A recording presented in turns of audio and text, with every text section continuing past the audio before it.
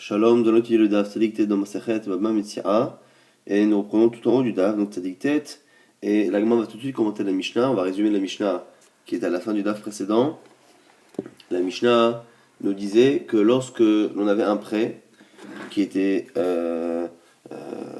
entamé ou au moment où on rendait l'objet du prêt ou l'animal, si ça se passait dans les mains d'un chaliar, d'un messager, on peut avoir deux cas de figure. Si le messager a été nommé par le propriétaire et que l'emprunteur n'a rien dit, ni qu'il était d'accord, ni qu'il a demandé la chose, à ce moment-là, ce qui se passe en chemin relève de la responsabilité du propriétaire et non pas de l'emprunteur. Si par contre c'est l'emprunteur qui a demandé ou c'est l'emprunteur qui a accepté cette situation, à ce moment-là, tout ce qui se passe pendant le trajet relève de la responsabilité de l'emprunteur.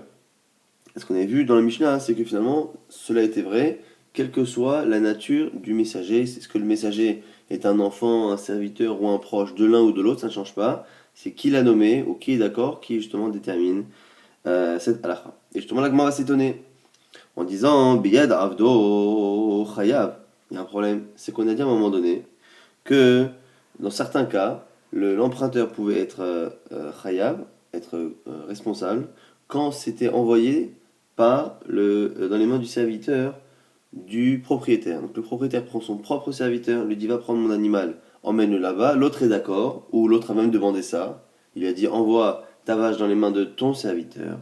Et on a dit à ce moment-là que l'emprunteur serait responsable. Bien Chayav, c'est compliqué, c'est impossible, pourquoi? Parce qu'on a un principe nous qui dit qu'il y a d'Aeved, qu'il y a de Rabbo. Un Eved Kenani, un serviteur non juif, il a finalement le même statut que son maître. C'est le serviteur de son maître. Et donc ce qu'il fait, il le fait au nom de son maître. Et donc, il n'est même pas chaliar. Il est le prolongement de la main de son maître. Et donc c'est lui-même qui le fait. C'est le propriétaire qui a encore l'objet en main. Ou l'animal.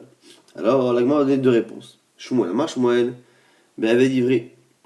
Des locanel et les gouffés. C'est pas marqué avec Kenani, c'est pas marqué quel type de serviteur. C'est pas marqué que c'est un serviteur non juif pour que tu puisses dire qu'il a le même statut que son maître. C'est marqué Aved. Peut-être que l'on parle d'Aved Ivri, un serviteur juif. Or, un serviteur juif a plus un statut d'employé qu'un statut de serviteur. Et donc, locanel et les gouffés, son corps n'appartient pas à son maître. Simplement, il est engagé contractuellement à travailler pour son maître pendant 6 ans, mais son corps ne lui appartient pas, donc il peut se dissocier de son pas propriétaire justement, de son employeur, on va dire, et donc c'est pour ça qu'il peut être chaliar. Ça c'est le premier tour de Shmuel. Rav en propose un autre, Ravama. Afilutema be'aved kenani, même si tu dis que c'est un aved kenani, que l'on parle d'un aved kenani, donc d'un serviteur non juif, naasa keomale, akisha bimakel, veitavo. On va estimer que la situation ressemble à celui qui dit à quelqu'un, voilà, prête-moi ta vache, et au lieu que tu me l'amènes, donne-lui un coup pour qu'elle avance et qu'elle vienne chez moi. Et dans ce cas-là, même si c'est le maître qui donne un coup, qui fait partir la vache, comme c'est lui qui l'a demandé et que la vache n'est plus dans la main de son maître au moment où elle marche, si elle meurt entre le moment où le maître l'envoie et qu'elle arrive quelques instants après dans les mains de son emprunteur, l'emprunteur est responsable parce que c'est lui qui l'a dit à Kisha Veitao. Alors ça c'est ce que nous dira. Maintenant la Gemara va objecter à cela. Mais on objecte un shoel à part à celui qui emprunte une vache. On a une braïta qui nous parle de quelqu'un justement qui loue, enfin qui emprunte ici une vache, et le propriétaire la lui envoie dans les mains de son fils, dans les mains d'un chevalier, d'un messager quelconque, ou dans les mains, et là on nous dit que il est responsable, si c'est dans les mains du serviteur, l'emprunteur n'est pas responsable. Donc on a une braïta qui a l'air de faire exactement notre distinction, et qui pourrait très bien aller selon Shmuel.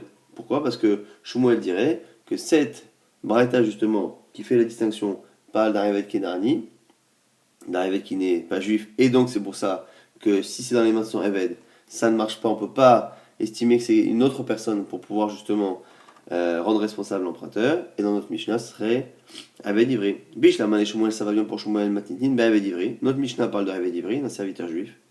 Braïta, alors que la Braïta par contre, ben Aved Kenani. La Braïta parle d'Aved Kenani. Et là les Rav, Kashia. Donc ça c'est une coucha pour Rav, puisque, encore une fois, cette distinction qu'il y a entre la Mishnah et la Braïta. Où une fois dans la Mishnah, on dit que le serviteur du propriétaire peut être messager, et dans l'autre, il ne peut pas.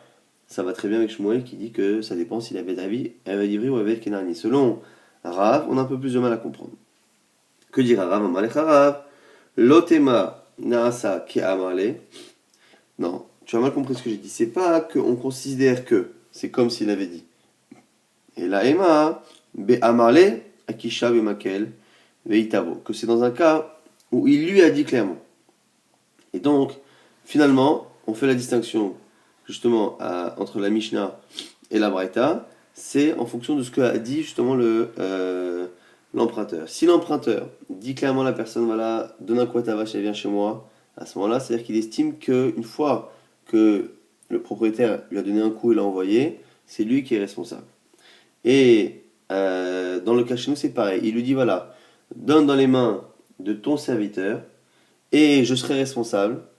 Et à ce moment-là, ça ressemble. Il lui dit, je veux que quand tu le donnes à ton serviteur, ça ait le même statut que lorsque tu donnes un coup à un animal qui vient tout seul. C'est-à-dire que je veux que ce soit estimé comme si l'animal vient tout seul.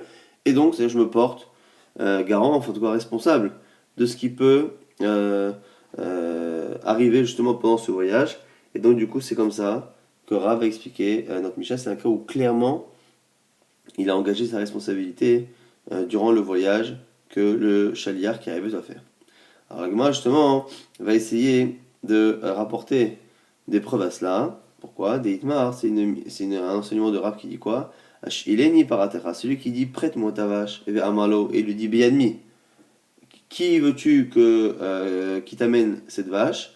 Amalo lui dit Akisha makel. Et à ce moment-là, l'emprunteur lui dit juste donne-lui un coup, elle vient chez moi. Vitavo Amarav Nachman Amarava Avaravo Amarav, c'est une alcha qui est citée effectivement au nom de Rav. Kevan sheyatzat mirshut hamashil umeta chayav. Dès qu'elle sort du domaine du prêteur, donc du propriétaire, à ce moment-là, si elle meurt, c'est l'emprunteur qui est chayav. Donc c'est exactement cette halakha qu'on est en train d'expliquer jusqu'à présent et qui va justement justifier la marloquette Rav ou Shmuel sur la Mishnah. Shmuel ne peut pas expliquer la Mishnah de cette manière puisqu'il ne tient pas a priori cette halakha. Mais Rav, tenant cette halakha, il peut expliquer que la Mishnah parle même de Réved Kenani, simplement que c'est un cas particulier où la personne s'est engagée. Alors, au passage, va essayer de trouver une preuve arabe. Nima, Misaya Ale, on a peut-être une confirmation à Shileni, par Atecha, Amarlo, Beyanmi. On a maintenant une braïta qui ressemble à ce que dit justement Rav. Shileni par Atecha. Le type il lui dit prête-moi ta vache. L'autre il lui dit Beyanmi. Qui veux-tu comme messager pour la recevoir? Amalé lui dit Akisha, frappe-la, Makel. Veitavo, là aussi il lui dit frappe-la et qu'elle vienne chez moi. Donc une braïta qui dit exactement les mêmes mots que Rav. C'est-à-dire que lorsque le propriétaire propose un chaliach, un messager, et que l'emprunteur lui répond juste donne-lui un coup et elle viendra toute seule, à ce moment-là, il est chayab. Et donc effectivement, ça ressemble, en tout cas apparemment, exactement au cas de ce qu'a dit Rav. Et donc du coup, on aurait une braïta qui confirme Rav. La Gemara dit non, celui qui veut ne pas être d'accord avec Rav peut expliquer cette braïta comme étant un cas particulier. Et dans ce cas particulier, effectivement, ça marche comme ça. Mais par ailleurs, non. Pourquoi? Amaravashi, Rabbe Askinan, de quoi parle-t-on ici? C'est pas encore une certitude, mais c'est en tout cas une proposition qui permet d'éviter d'être contraint de tenir comme Rav. Un cas particulier. Dans le cas où la propriété du Shoel, donc la propriété, la cour ou la propriété de l'emprunteur, se trouve à l'intérieur de la propriété du mash'il, du propriétaire, donc du prêteur. Donc l'emprunteur habite dans un endroit qui est entouré par le domaine du prêteur. Et c'est quoi, en quoi c'est important? C'est pour nous dire finalement qu'on va passer d'un domaine à l'autre sans passer par le domaine public. Normalement, il y a une cour, il y a un domaine public entre une maison et une autre, et là non. Et Kimeshal Khala, lorsqu'il va l'envoyer, va daï les atamaj azla, c'est sûr qu'une fois qu'elle sort de l'un, elle arrive chez l'autre a priori en bonne santé. Donc du coup, c'est évident que dans ce cas-là, quand la personne dit frappe ta vache qu'elle arrive chez moi, c'est évident que ça veut dire, écoute, comme on habite collés l'un et l'autre, c'est évident qu'il ne lui arrivera rien à partir du moment où elle sort chez toi et qu'elle arrive chez moi, et donc je m'engage à être responsable si elle meurt entre-temps. Mais on pourrait continuer de penser que dans un cas, c'est un cas un peu plus fréquent, c'est-à-dire qu'il y a un domaine public entre la propriété du prêteur et de l'emprunteur, peut-être que dans ces cas-là, lorsqu'il lui dit frappe là et qu'elle vienne chez moi, peut-être qu'on pourrait ne pas être d'accord avec Rav et dire que la Braïta ne serait pas d'accord avec Rav pour dire que la personne s'engage. La Gemara dit maintenant, si c'est ça le cas de la Braïta, ça paraît trop évident. Il est évident que dans un cas comme ça, il peut rien arriver que la personne s'engage. Et après, c'est quoi le chidouche alors? La type s'engage lorsqu'il dit amène ta vache, enfin fais-la avancer de chez toi à chez moi avec un coup. Évidemment qu'il sait très bien qu'elle ne va pas mourir, qu'il s'engage. L'autre sera. La Gemara dit non. Deika, gaziata, non. Pourquoi? Parce qu'il peut y avoir parfois des trous, des endroits qui sont dangereux pour une vache. La vache peut trébucher entre temps et mourir. Mahou Tema, qu'est-ce que tu réponds? C'est lo samcha da'ate. Dilma, kaimatan velo atia azla lehedia. Peut-être que lui peut justement se dire que non, écoute, peut-être qu'elle va pas passer par le chemin le plus court, qu'elle va faire un petit détour et que par ce détour-là, elle va se blesser. Kamash malan, des samcha da'ate, c'est pour ça que cette braïta vient nous apprendre cela. Donc finalement, on a bien une marloquette entre Rav et Shmuel sur cette halakha, justement. Est-ce que lorsque quelqu'un dit frappe ta vache et elle vient à moi, est-ce que cette personne-là est responsable de ce qui se passe en chemin ou pas? Selon Rav, dans tous les cas, selon Shmuel, a priori, on a l'impression que non. Et la braïta qu'elle a de confirmer ce que dit Rav, on peut l'expliquer dans un cas particulier où il n'y a pas de distance entre les deux domaines, ce qui fait que la personne clairement quasiment s'engage à être responsable de ce qui se passe entre temps. Et du coup, entre cette marloquette là, on retrouve du coup une marloquette sur le pirouche et Mishnah. Lorsque dans la Mishnah, on a dit que lorsque le propriétaire, donc le prêteur, met dans les mains de son serviteur peut être un chaliar, et ce qui arrive dans les mains de ce chaliar là, c'est sous la responsabilité de l'emprunteur. Selon Rav, on n'a qu'à parler d'un événement normal, simplement, c'est le même statut, il lui a demandé à ce que ce soit comme le cas où on frappe l'animal, c'est-à-dire qu'il est responsable, même à partir du moment où il est en chemin. Et selon Shmuel, encore une fois, puisqu'on ne tient pas cette halakha, on est contraint de dire que la Mishnah parle de Avec Kenan. Dans l'agma, on va parler la sheila, donc de l'emprunt, à partir de quand l'emprunt prend effet pour certains objets. Maravuna, Mashoel, Kardom et Chavero, celui qui emprunte une pelle à son ami, Bicarbo, une fois qu'il a creusé avec, il a donné un coup avec, Kenao, il l'acquiert. Lo Bicarbo, lo Kenao, tant qu'il n'a pas donné le coup de pelle, il ne l'a pas acquis. Donc on a l'impression que l'emprunt ne commence, et donc la responsabilité ne commence qu'à partir de ce moment-là, et donc sous-entendu, a priori, que si la chose est volée ou disparaît, puisque ici dans un emprunt on est responsable dans quasiment tous les cas, si la chose est perdue, volée, il ne serait pas responsable tant qu'il ne l'a pas utilisée. La Gemara s'étonne. Elle dit les mailles. À quel sujet dit-on qu'il n'y a pas eu d'acquisition tant qu'il n'y a pas eu d'utilisation? Il est mal onasine, si c'est pour être responsable dans le cas de honnête, de cas de force majeure. Maïshna para, pourquoi faire une différence avec un animal? Les méchants Hatchela, qui, elle, engage la responsabilité de l'emprunteur à partir du moment où l'emprunt a commencé. Donc on a commencé l'emprunt, j'ai pris l'animal. Dès que je le tiens, dès que je le lève, a priori pour l'animal, je suis responsable. Pourquoi faire une distinction et dire que pour le cas de l'appel, ça ne commence que lorsque je vais piocher? La Gemara accepte tellement cette question que du coup, la Gemara va corriger. Dit non. Et là, les Chazara, Bicarbo, le Massia, Darvé. Là-bas, la Gemara dit non. Et là, les Chazara, on ne parle pas pour le début réellement de l'emprunt, c'est pour annuler l'emprunt. Est-ce que l'emprunteur peut annuler ce prêt? Et là, les Chazara, Bicarbo, le Massia, Darvé, Mashil. Si il n'a pas utilisé, il peut encore revenir sur sa décision, rendre l'appel et dire ça y est, j'annule finalement, je ne veux plus te l'emprunter. L'obicarbo, s'il ne l'a pas utilisé, bicarbo, une fois qu'il l'a déjà utilisé, il ne peut pas revenir dessus. L'obicarbo, s'il ne l'a pas utilisé, matsi mashil adarbe, il peut effectivement revenir sur sa décision. Donc du coup, et on parle, voilà, l'essentiel, si c'est pour le mashil, hein, c'est pour le prêteur. Donc le prêteur peut dire, écoute, tu n'as pas encore utilisé, j'annule le prêt, rends-la-moi. Donc ça, c'est la réponse qui est donnée par la Gemara pour expliquer finalement les paroles de Ravuna qui sinon étaient trop pétonnantes. Mais quoi qu'il arrive, on voit ici qu'on a une distinction et qui nous dit que dans les Kélim, finalement, sur un certain point, on peut estimer finalement que le prêt n'est finalisé que lorsque on a utilisé l'objet. La Gemara nous dit que ça, hein, ça va être une marloquette avec Rabbi Ami, Rabbi Lazar, une braïta. Obliga de Rabbi Ami. C'est d'abord quelque chose qui semble ne pas aller avec Rabbi Ami. Pourquoi? D'Amar Rabbi Ami nous dit. Alors vous allez voir ici, on va rapporter des enseignements de Rabbi Ami, de Rabbi Lazar ou de la braïta qui ne parlent pas à la base clairement de notre cas, mais on va déduire de ces enseignements-là qu'ils ne tiennent pas cette distinction que fait Ravuna entre justement les ustensiles et les autres choses à partir, pour justement la she'ela, donc l'emprunt. Ou pliga de Rabbi Ami, d'Amar Rabbi Ami disait Amash il kardom shelekdesh, celui qui prête une pioche ou une pelle qui appartient au Ekdesh. Donc c'est quelque chose qu'il a sanctifié, qu'il a donné au Beth Amikdash. Normalement, il ne peut pas l'utiliser. Il la prête à quelqu'un, maral, et il était moral, c'est-à-dire qu'on estime qu'il a profané et qu'il a profité de manière interdite de ce qui appartenait au Ekdesh. Celui qui prête. Le fitorat ana'a shebo. Et comment on va estimer le profit qu'il a eu pour savoir combien il doit rembourser plus le cinquième? On va estimer qu'il a profité en fonction du profit qu'a un prêteur de prêter cet objet à une personne.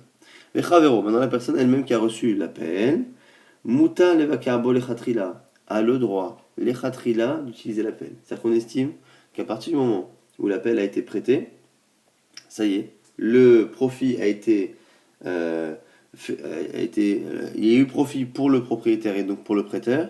Donc l'objet est sorti du Ekdesh, il n'est plus Ekdesh, il est devenu profane. Et donc maintenant, celui qui a l'appel peut l'utiliser. Alors, il dit Vélo kenao amaimal.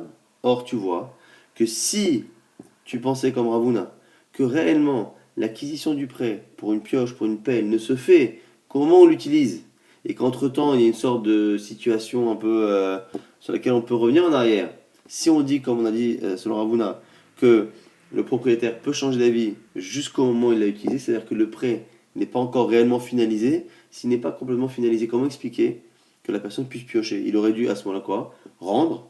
Il devrait rendre. Au lieu de dire les khatri là il peut creuser avec, il devrait rendre, annuler le prêt pour justement régler le problème.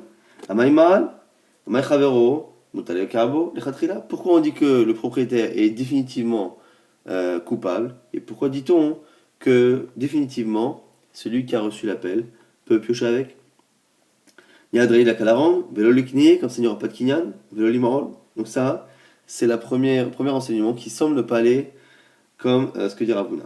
Ou Pliga de Rabbi Lazar, on a également un enseignement de Rabbi Lazar, d'Amar Rabbi Lazar, qui est derrière Shetiknu Meshicha Belakuchot, Kartiknu Meshicha Beshomrim. De la même manière qu'on a enseigné la manière d'être Mosher, de tirer un animal pour l'acquérir, Kartiknu Meshicha Beshomrim, c'est la même chose pour les Shomrim, pour les gardiens. Donc pour celui qui s'engage à être responsable pour un animal, donc entre autres le shoel, l'emprunteur. Et donc du coup on voit bien qu'on ne fait pas de distinction et que finalement ce qui fonctionne comme acquisition pour l'un fonctionne pour l'autre, et donc on ne voit pas justement cette distinction que fait Ravuna, qu'on lève la pioche à un moment donné, mais on ne fait l'acquisition réellement que lorsqu'on l'utilise. Tanyana Mari a également une braïta qui dit que Shem Shetiknu Meshicha Belakuchot, de la même manière que l'on a enseigner ces kinyanim, ces manières d'acquérir dans les lakuchot, dans les biens, car teknu meshicha beshomrim, pareil pour les shomrim, pour les gardiens, ou keshem, ça c'est encore une fois la fin de la braïta, mais le début de la braïta a déjà enseigné ce qu'on voulait, shekaka niknit bekesef, ou bishtar bechazaka, de la même manière qu'un terrain est acquis bekesef, bishtar bechazaka, avec de l'argent, avec un document ou avec la chazaka, car srirut nikna bekesef, ou bishtar bechazaka, de la même manière, la srirut, la location, peut être mise en place grâce à Kesef, Shtar et Chazaka. L'Agma, au passage, va ouvrir une petite parenthèse en s'étonnant sur la fin de la Braïta qui n'était pas tellement notre sujet en disant Srirut, manière invité, que vient faire ici Srirut et en quoi Srirut peut fonctionner, comment je peux mettre un objet en location avec Kesef, Shtar et Chazaka, alors que Kesef, Shtar et Chazaka, normalement, n'existent que pour des objets immobiliers. L'Agma corrige, j'aimerais apprise là, Srirut Karka. On parle de la location d'un terrain, c'est-à-dire qu'à la fin, la Mishnah, la Braïta nous dit que la manière que l'on a d'acquérir un terrain immobilier, on va retrouver la même manière, les mêmes kinyanim, qui servent Shtare Chazaka, pour la location, mais toujours d'un terrain immobilier. Donc la location d'un terrain immobilier se fera avec les mêmes kinyanim que pour l'acquisition d'un terrain immobilier. Donc il n'y a pas tellement d'objections à cela. Donc on avait en tout cas que cette halakha de Ravuna a été contredite par Rabbi Ami, par Rabbi Lazar et par la Braïta. cette fameuse halakha de Rabbi qui disait que pour un emprunt, finalement, pour un objet, c'est pas au moment où on porte l'objet et on l'emmène que le kinyan de l'acquisition du prêt se fait, ça se fait réellement que lorsqu'on l'utilise. Ça c'était en tout cas Rabouna, contredit par Rabbi Amir, Rabbi Lazar, et enfin la Braïta. On va nous rapporter maintenant une halakha de Shmuel. Amar Shmuel, Haïman de Gazil Chavitza de Tamré. Un homme qui a volé, donc Chavitza de Tamré, c'est des dates, mais un ensemble de dates. Leïd Bachamishim Tamré dans lequel il y a 50 dates. Agav Adade, Misdevan Bachamishim Nache Chada, Chada Chada Misdevan Bachamishim. Maintenant, cet ensemble-là de 50 dates se vend à des prix différents. Si on vend les 50 dates d'un coup, ça se vend 49 zouz. Si on vend les dates à l'unité, elles se vendent chacun un zouz. Donc en fonction finalement de la manière, si on les vend à l'unité ou directement en grappe ou en paquet, on va avoir la date qui vaut un zouz ou qui vaut un peu moins qu'un zouz. Donc du coup la question c'est combien doit-il rendre? Alors les idiotes, donc dans le cas encore une fois, là ici les voleurs, donc comme il est voleur, il doit rembourser. Alors les idiotes, meshalem chamishim nechichada, si il rend à un idiote, c'est quelqu'un un particulier normal à qui il a volé, il lui paiera chamishim nechichada 50 moins 1, donc il lui paiera le prix en gros. Les Hekdesh, si il a volé quelque chose qui appartenait au Hekdesh, au Beth Amikdash, il devra payer non seulement les 50, mais il paiera effectivement le Chomesh, un cinquième en plus qui est un knas. Mais en tout cas, la base, le capital, c'est bien 50. Ce qui veut dire que la valeur est différente en fonction qu'on ait affaire à un Idiot ou Hekdesh. Machenken Bamazik, ce qui n'est pas le cas pour celui qui cause un dommage. Delo Meshalem Khumsha, qui ne paye pas justement le Chomesh. De Amarma, quand c'est marqué, Ish ki yochal Kodesh, Prademazik. C'est marqué un homme qui consommera, et donc qui va détruire, consommer, mais qui détruit donc pour consommer quelque chose, lui paiera Chamishito Yosef, il rajoutera le cinquième. Par contre, celui qui ne fait faire qu'un dommage, qui détériore, mais pas qui yochal, sans les consommer, il ne sera pas chaya. Maintenant la Kushia de la Gemara arrive. Matkif la Rabaye. Les idiotes amay meshalem chamishim nechichada. Pourquoi fais-tu une distinction sur le capital et tu fais payer pour un particulier 49 et pas 50? Nimalé, qui veut dire ana achada chada avait mis d'abinaleu. Le propriétaire qui a été volé peut dire attends mais moi je comptais les vendre à l'unité et donc ces 50 dates pour moi c'était 50 zouz. Toi tu me les voles et tu me rends 49 zouz en me disant que si je les vends tout ensemble ça fait 49. Mais qui te dit que je voulais les vendre tous ensemble? Peut-être que je voulais les vendre une par une. Maravuna Bere de Rav Yoshua. Réponse de Ravuna, le fils de Rav Yoshua. Shamin Betsea Beotasade. Ça a le même statut que Betsea Beotasade. C'est quoi Betsea Beotasade? C'est justement, c'est une Mishnah. Donc, Shamina Betsea Beotasade, c'est une Mishnah qui nous dit qu'on estime Betsea. On a vu ça dans Bava Kama. On a vu que lorsqu'il y avait justement une détérioration d'une partie d'un champ, la question qu'on se posait, c'est est-ce qu'on estime combien vaut cette parcelle de champ si on la vend toute seule et on demande à ce moment-là à celui qui l'a détérioré de la rembourser, ou est-ce qu'on fait un calcul différent, on prend tout le champ, donc une surface bien plus grande, on regarde sa valeur avec cette parcelle, on regarde la valeur sans cette parcelle, on fait la différence entre les deux et on paye. Quelle est la différence?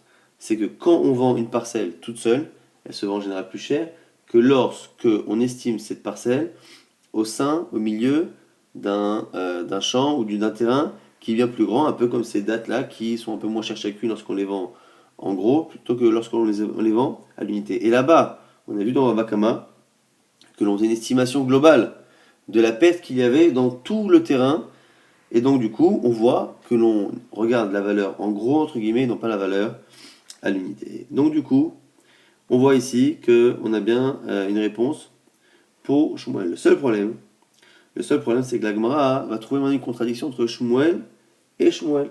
Shmuel ici donc, a fait une distinction entre Ekdesh et Idiot. Même si dans le fond, on a trouvé une référence pour le fait de regarder en gros, mais le fait de faire une distinction entre un dommage fait à un particulier et au Ekdesh, ça va gêner la Gemara. Les Gemara, ça va Shmuel din Idiot. l'arc est dit Negavor Damé. Mais le simple fait qu'il fasse une distinction, c'est possible. Mais pourtant, il y a une Mishnah qui dit Natal Even Okora Megdesh, celui qui prend donc une pierre ou une poutre qui appartient au Ekdesh, qui était donc donné au Beth Amikdash, l'Omaral, il n'a pas encore fait Merila. Quelqu'un a donc sanctifié une pierre ou une poutre. Tant qu'il la porte dans ses mains, il n'a pas encore profané l'objet qui appartient au Ekdesh. Pourquoi? Parce qu'il n'en a pas profité. Rumaral, si par contre il la donne à son prochain, lui il est moral parce qu'il l'a donné et qu'il a un profit. Maintenant, Chavero, celui qui reçoit la poutre, l'Omaral, lui, par contre, tant qu'il ne fait que porter la poutre dans sa main ou la poser par terre, il n'est pas moral. Benaa Betor Beto, même lorsqu'il l'intègre dans sa maison, il met la poutre dans sa toiture, il met la pierre dans son édifice, l'Omaral, il n'a toujours pas profané ce qui appartient au Ekdesh, jusqu'à ce qu'il habite dans la maison, dans un temps dont la valeur d'habitation vaut une prouta.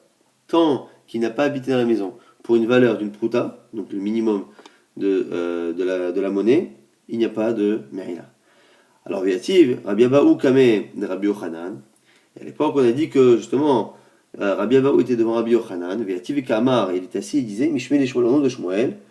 Zot Omeret, Ada Bachatzer Chavero, Shelo Midaato, Sarich, la Halot Losacha. Qu'avait dit Shmuel à l'époque? Il avait dit que de là on voit que le fait d'habiter dans un endroit, justement, vaut de l'argent. Et comme le fait d'habiter dans un endroit vaut de l'argent, celui qui habite dans le terrain de quelqu'un sans le lui dire, on a déjà vu cette halakha-là avec une marloquette, si je vais habiter dans le terrain de quelqu'un, dans sa maison tant qu'il n'est pas là, lui ne paie rien, il revient, sa maison est dans le même état, est-ce que je dois lui payer le profit que j'ai eu? Et Shmuel avait déduit de cette Mishnah là-bas qui parlait de Ekdesh, avait déduit que puisqu'on estimait que la personne faisait Merila à partir du moment où elle habitait dans la maison dans laquelle elle avait intégré la poutre ou la pierre qui était au Ekdesh, il avait déduit une halakha Shmuel qui n'était plus lié à Ekdesh, mais une halakha qui est liée à quelqu'un qui va habiter chez l'autre, c'est-à-dire l'autosacha. De là tu vois que Shmuel n'a pas l'air du tout de faire de distinction entre les responsabilités que j'ai vis-à-vis du Ekdesh et celles que j'ai vis-à-vis du Hédiot. Si je suis responsable par rapport au Ekdesh de Merila, il déduit que je suis responsable par rapport au Hédiot. Et donc on voit bien qu'il passe de l'un à l'autre. Or, chez nous il a dit non. Quand j'ai volé 50 dates pour le Ekdesh, je paye 50, mais c'est pas une preuve que je paierai 50 pour le particulier, parce que pour un particulier, je ne paierai que 49, je paierai le prix de gros. Donc on voit bien qu'il y a une contradiction entre les deux halachot de Shmuel. Une qui a l'air de dire que les chumot, les rigueurs qu'il y a dans Ekdesh, on les transpose dans ce que je dois au Hédiot, et une autre où ça ne fonctionne pas pareil. La Gemara dit Adarbe Shmuel Mehaï. La deuxième, même actualité de Shmuel, c'était ce qu'il pensait au début, mais il a changé d'avis. Donc effectivement au début, il pensait qu'on passait du Ekdesh au Hédiot, donc ce que je devais au Ekdesh, je le devrais à un particulier s'il y a la même situation, et à la fin il aurait changé d'avis, et c'est là-bas qu'il aurait dit que si j'ai volé 50 dates au Ekdesh, je paierais plus que si j'ai volé 50 dates au Hédiot. Ou Mimaï attends, mais qui te dit qu'il est revenu, que c'est finalement ce qu'on a cité à la fin au nom de Rabbi Abaou, qui était ce qu'il a pensé avant, et qu'il a changé d'avis après dans ce sens. Qui te dit que c'est pas l'inverse? C'est qu'au début il a pensé que c'était deux choses différentes, et qu'après il a pensé que c'était pareil. Il dit là, Meham Ada, peut-être que c'est de l'autre qu'il a changé d'avis. Non, pourquoi? Parce qu'on retrouve cette idée-là dans un Amora qui est plus tardif, qui est Rava, et a priori on va dire que ce Rava-là tient comme le dernier avis de Shmuel, qui est des Rava, comme a dit Rava, Dama Rava, Ekdesh, Shelo Midaat, qui est Idiot, Midaat, Damé. Donc on nous dit ici une distinction, celui qui profite du Ekdesh sans le faire exprès, ça a le même statut que quelqu'un qui profite d'un Idiot, Midaat.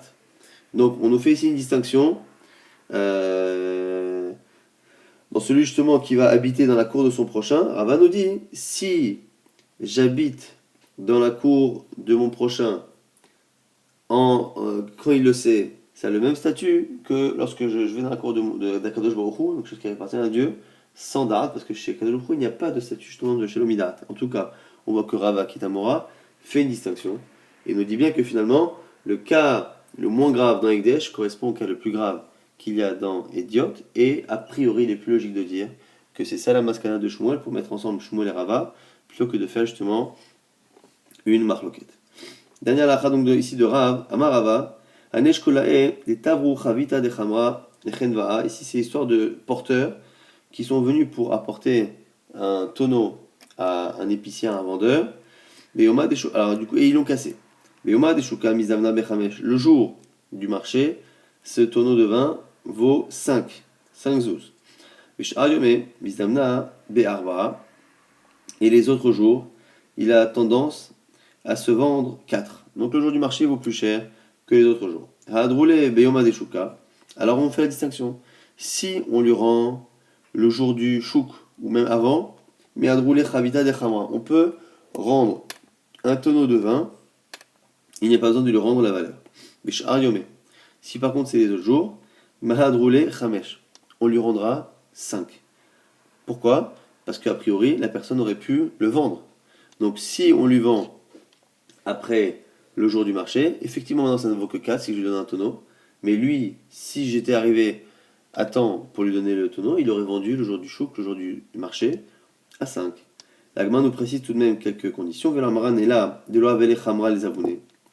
Et tout ce qu'on dit, c'est quand il n'avait pas d'autres vins à vendre. Aval Avele Khamra les abonnés, Haïbal les abonnés. Mais si par contre il avait un autre vin à vendre et qu'il ne l'a pas vendu, c'est la preuve qu'il n'avait pas l'intention de vendre ce vin. Et donc je n'ai pas l'obligation de me référer à l'argent qu'il aurait gagné en le vendant, puisque je vois de son autre, du reste de son stock qu'il n'a finalement pas été vendre ses biens. Et au passage, on nous précise qu'au Minakele, Agar Tiche, Udme, Bazanaita. Et au passage, on lui donne donc les 5, ce qu'on m'a dit, et quand on lui paye les 5 après le jour du marché, on déduit des 5 la tira, la fatigue qu'il aurait eu justement à les vendre, et l'argent qu'il aurait dû dépenser pour installer sur son tonneau un robinet pour que les gens puissent se servir. Donc quand un vendeur ici vend un tonneau de vin, il est obligé de payer quelqu'un pour installer un robinet, ou en tout cas le payer lui-même et l'installer, et il doit également se fatiguer, aller au marché. Donc on lui fait payer, on lui retranche des 5 qu'on lui donne, donc la valeur du tonneau, on lui retranche la valeur qu'il aurait payé pour rester à la maison, parce que finalement il est resté à la maison, ne pas travailler à la place d'y aller, et on lui retranche également ce qu'il a économisé justement de ce robinet qui n'a pas eu à installer. On va rapidement essayer de résumer ce qu'on a vu dans ce DAF. On a vu une marloquette Rav ou Shmuel. Est-ce que lorsque on dit à quelqu'un, voilà, tu as ta vache, tu vas me la prêter, donne-lui un coup simplement qu'elle vienne chez moi. Est-ce que ça veut dire forcément que l'emprunteur s'engage à être responsable si l'animal meurt entre le moment où il est frappé par le propriétaire et le moment où il arrive chez lui? Selon Rav, il est responsable. Selon d'autres, a priori Shmuel, non. Et en fonction de ça, on expliquera la Mishnah qui dit que lorsque la personne donne dans les mains de son serviteur, à la demande de l'emprunteur, il envoie sa vache, est-ce qu'il est responsable ou pas? Dans le cas de Rav, il lui dit voilà, envoie-le-moi, ce sera comme le cas de la vache que l'on frappe, et donc en gros je serai responsable. Ça marche selon Rav, selon Shmuel ça ne marche pas, donc on est obligé d'expliquer que la responsabilité de l'emprunteur ne peut exister que si on parle d'un évêque qui n'est pas un évêque Kenani, mais un évêque ivri, qui justement n'est pas considéré comme étant la propriété de son maître, et donc qui peut être chaliar. Après, on avait vu qu'on avait une marloquette, Ravuna, et de l'autre côté Rabbi Ami, Rabbi Lazar et la Breta, c'est-à-dire que selon Rabbi Ami, pour les objets, l'emprunt n'est finalisé qu'au moment où on l'utilise. Pas simplement au moment où on l'a pris, au moment où on l'utilise, et entre-temps, il y a un prêt qui est finalement conditionné au fait qu'à un moment donné, la personne l'utilise. Sinon, on peut revenir dessus, et on avait vu que Rabbi Ami, Rabbi Lazar et la Braïta n'étaient pas justement d'accord. Après, on avait vu qu'on avait une contradiction entre deux mémoires de Shmuel, et finalement, en conclusion, on avait dit que bien qu'au départ, Shmuel avait l'air de dire que ce que je dois au Ekdesh dans une situation, je la devrais de la même manière à un particulier, par exemple dans le cas d'un voleur, ou dans le cas de quelqu'un qui habite chez l'autre. Il devra, donc, au départ, on estime que c'est la même chose. Selon Shmuel, par exemple, on avait dit que si j'habite dans quelque chose qui appartient au Ekdesh, je fais Me'ila, et donc de la même manière, si j'habite chez quelqu'un, je dois justement lui payer la valeur de l'habitation dont j'ai profité. Ça, c'est ce que Shmuel pense au départ, mais à la fin, on verra que non. Que ce que l'on doit au Ekdesh, on ne le doit pas de la même manière au Ediot, Nafkamina, celui qui vole des dates qui valent 50 zouz si on les vend à l'unité et 49 si on les vend en gros. S'il vole le Ekdesh, il paiera 50, plus évidemment le Chomesh. S'il a volé un particulier, il ne paiera que 49. Ça, c'était donc l'alacha de Shmuel.